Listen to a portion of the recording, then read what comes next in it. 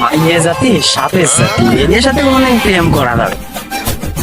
শালারা সাপের মতন 2 দিন পর পর গোলস পাল্টাবে, সাপের মতো টাকা খাইয়ে ওই সাপ থেকে চাইতে ওর মতোই যাওয়া যায়। ভালো রে, বন্ধুকে করে দেখছি পাওয়া যায় কিনা দেখা যায়। এ দোস্ত দেখতে না নাইম স্কুলে না যায় এনতে কেড়ে বেড়াচ্ছে ও মনে হচ্ছে স্কুলে নেমে এদিকে আয়, শুনে যা। আসতেছি বন্ধু, তোকে তারে আসছিলাম, ওসব মিসিং কি আমার দ্বারা হয় নাই। তা বন্ধু তোর ফ্যামিলিদের কি খবর? ও আর কোচ নেই, মায়েরা গিরগিটের মতন রং বদলায়, ও 2 নম্বরই কাজ টাজ করে, ওই সাথে প্রেম করার মতন নেই। স্বার্থপর সব, ও কাজ হয় না ওকে দিয়ে। আর ভালো লাগতেছে না, মায়ের একেবারে মনটা উঠে গেছে, আর প্রেম টেম করবো না আমি। তা বন্ধু আয়, এতদিন তো তুই ফ্যামিলি করতিস, আমাকে বাধা দিতিস নে। এবার আয়, সেই আমাকেই মনে পড়লো। আয় আমাকে সাথে বয় 2 মাস গান খেলে যা।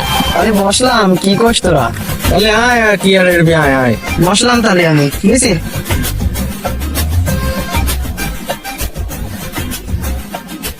তা বন্ধু তোর হঠাৎ করে এত মায়াকে বলছি মনটা দুটো যাওয়ার কারণ কি? আমাকে একটু খুলে কদিন সব কি হয়েছে? তুই বাড়া বুঝতেই তোর ব্রেকআপ হয়ে গেছে। আরে বন্ধু তোর আসল কারণ কি এই? তোরা বাড়া অত কথা না কই, 2 মাস ডন শুরু করে দিয়ে খেলে টেলে আটা দি 2 মাস বাড়া। তাহলে লাগালাম ফিরে, দে লাগা। ওই যে আমার নাইম না, আমার সল নাইম না, ওর সাথে কি করছিস ওই লোকের সাথে?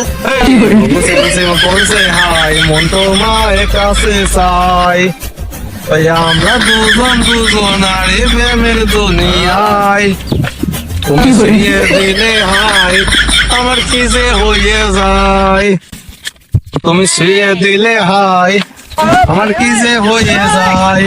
বন্ধু রবীন্দ্রনাথ একটা ডায়লগ দিয়েছে, তুই শুনেছিস? কি কদিন? তাহলে শোন, রবীন্দ্রনাথ বলেছে যে তুমি বিড়ি খাও, গাঁজা খাও, পারলে মদও খাও, কিন্তু কোনো সময় প্রেম করো না।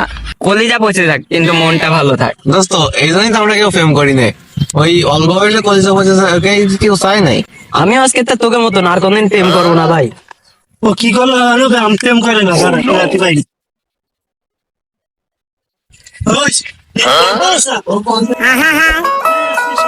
আমি পারি না, আর পারি না, আমি কেন মরি না।